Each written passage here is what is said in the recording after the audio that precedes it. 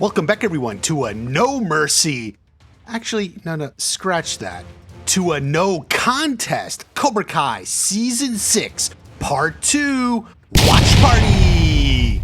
The first scene of the Sekai Taikai has dropped. It features the top Cobra Kai fighters squaring off against the two team captains of the Iron Dragons. At least that's what ends up happening.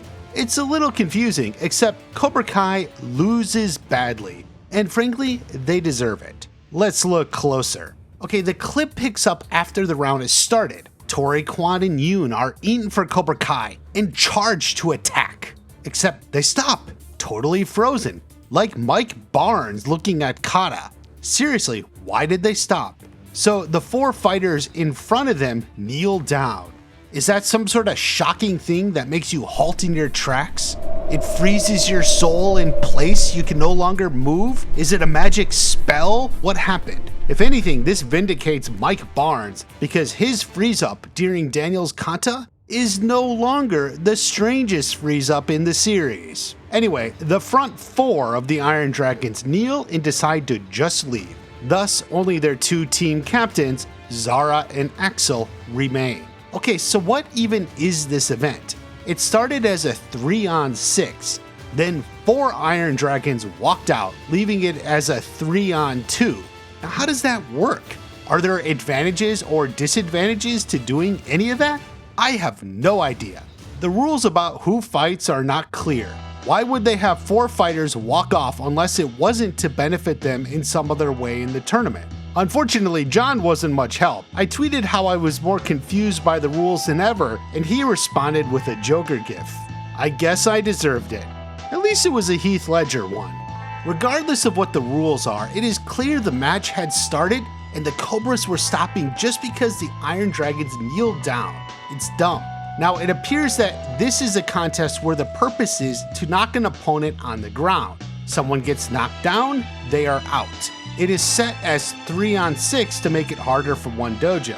That would imply that by kneeling down, these 4 Iron Dragons are voluntarily getting out. But why would they do that? It makes no sense even if you are confident you're gonna win. Out of things that currently don't make sense, this kneeling is the biggest. And out of things that are inexcusable, the sudden stop when they do kneel is highest. So what?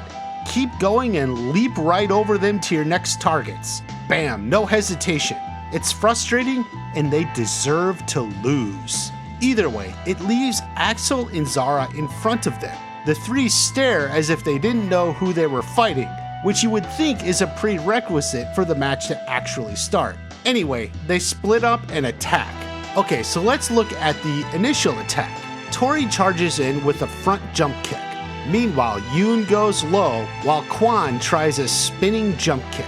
While strike first is part of the Cobra Kai creed and instrumental to the way of the fist, it never says strike stupid.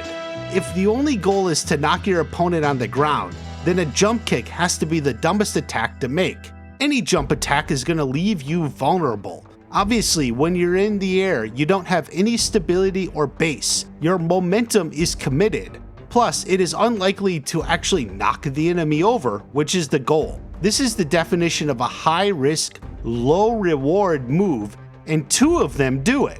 Notice how Axel is able to immediately throw Yoon to the ground because he didn't focus on anything fancy. He used the moves and techniques needed to win, that is all. Plus, Kwon was unable to take advantage of the distracted Axel because his momentum carried him so far away he had to run back and close the distance. 2-on-1 is a huge advantage, but if you voluntarily split up or split yourselves up, it is worth nothing. Anyway, there, Kwon closes the gap with another spin kick. Yeah, like what is the point? Even if this kick hit dead on, would it knock Axel over? Not likely. Plus, a spin kick is a high-risk move because you turn your back to your enemy and take a foot off the ground. Axel catches the kick and introduces Kwon to the mat. Kwon was unable to counter because he lost his base of gravity and could be easily flipped over.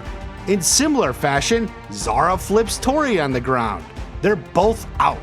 Cobra Kai loses. Notice how neither Axel nor Zara threw any fancy or unnecessary moves. They were minimalists. They did only what they needed to block attacks and eliminate their opponents. After the loss, Da-Eun and Kreese both look in shock. Kreese is contemplating their failure. Defeat does not exist in this dojo, but this isn't a dojo. This is the Sekai Taikai. They lost. I strongly suspect this will lead to a hunkering down and retraining by Kreese. I suspect they will focus not just on strike first, strike hard, no mercy. They must also focus on strike smart. Each contest has specific rules. It's not a fight in the real world, and it's not even a fight to 3 points. In this case, it was to knock the other person to the mat. That's all that matters, nothing else. That is how they will adapt for future fights. It's a learning curve. It will be interesting to see if Miyagi-Do learns from Cobra Kai's defeat. Considering they are not doing well in the trailer, it seems like they won't. Or at least not right away. Anyway, immediately following the fight, Axel makes some odd gesture up to the nosebleeds. Except they really aren't nosebleeds because the whole arena is so freaking small. Otherwise, I'm not sure who he's actually addressing. It would be something if his family were up there or someone important. The Karate High Master? It appears not. Who he's gesturing to makes as much sense as what he actually does. What the heck even is that? Now Zara is much clearer. She blows a kiss. But we're right back to where we were. Who is she blowing? The kiss. Who is she blowing the kiss to? Who is she blowing that kiss to? Is that where their fans are? I have no idea. Speaking of which, where are the TV cameras? Isn't this thing supposed to be televised? I don't see cameras anywhere.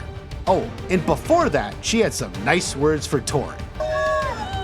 Welcome to Barcelona, bitch. That must have been off-putting for Tori. Normally, she's the one calling someone a bitch. I'm coming for you, bitch. I'm actually a little curious if Tori and Zara had any exchange before this. Like, does Zara have anything personally against Tori? Or does she just call everyone a bitch? I mean, if you're gonna call a girl a bitch, she should have at least earned that title. Listen, I didn't rob your mom, bitch. As Axel and Zara head back to their side, the music changes and Sensei Wolf emerges. This may be his first significant appearance. It's meant to emphasize that he is tough and a serious threat. Johnny eyes him good.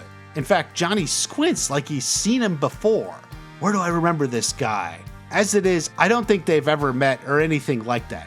I just think there is a real rivalry between Johnny and Sensei Wolf. Except Wolf here is a weaker, sadder version of everything Johnny. If they fight, Johnny wins. Let's be real about that.